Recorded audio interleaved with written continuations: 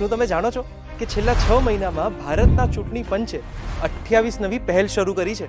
આ 28 પહેલો ચૂંટણી પ્રક્રિયાને વધુ સરળ, વિશ્વાસપાત્ર અને પારદર્શક બનાવવા માટે કરવામાં આવી છે અને 6 ભાગમાં વહેંચવામાં આવી છે. રાજકીય પક્ષો સાથે સહભાગિતા, ચૂંટણી વ્યવસ્થાની પારદર્શિતા, ટેકનોલોજીનો ઉપયોગ, મતદાર યાદીની શુદ્ધતા, મતદાનમાં સરળતા અને ક્ષમતા નિર્માણ. આજે આપણે વાત કરીશું પહેલા ભાગ વિશે, એટલે રાજકીય પક્ષો સાથે સહભાગિતા.